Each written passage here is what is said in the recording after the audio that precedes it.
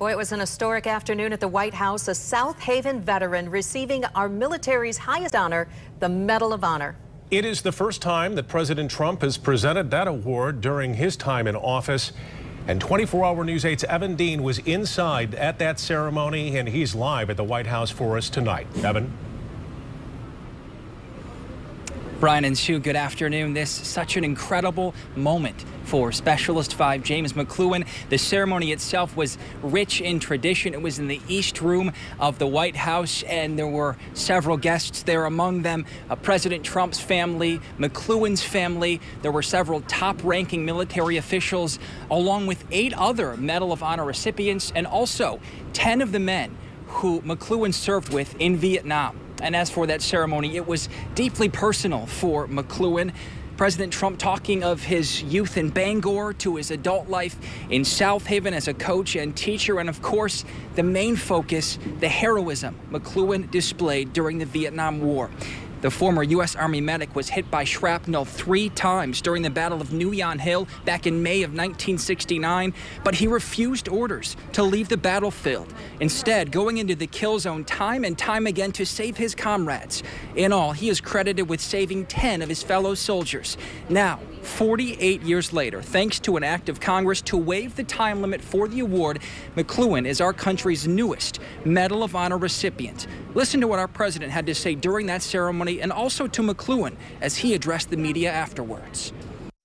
He would not yield, he would not rest, he would not stop, and he would not flinch in the face of sure death and definite danger. This medal is about love, a love so deep in the soul of 89 men who fought the battle for New Yon Hill that it is impossible to measure.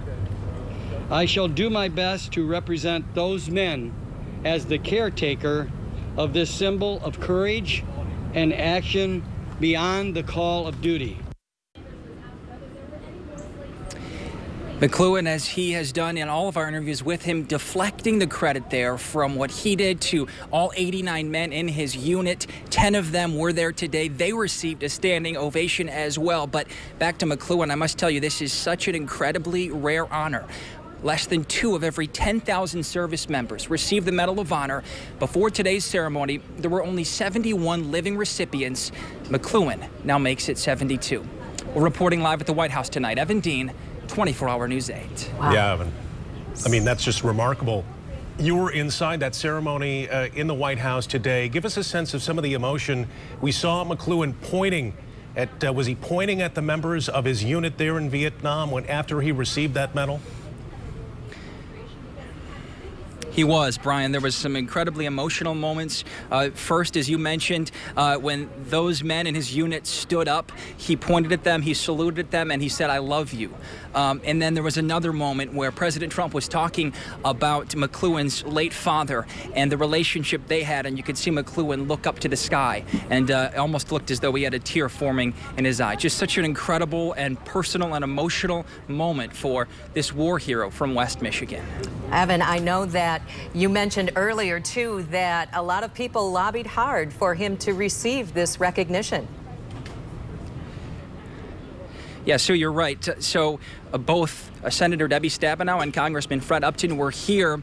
It was actually several members of McCloughan's unit that wrote letters to them advocating that he receive this Medal of Honor. And Congress themselves, they actually had to work up legislation to waive the time limit, which is typically 5 years since your heroic actions when you have to receive this. But Congress waived that time limit and made today possible. Such an incredible day.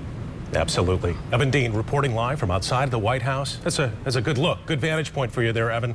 Thank you for that live report tonight.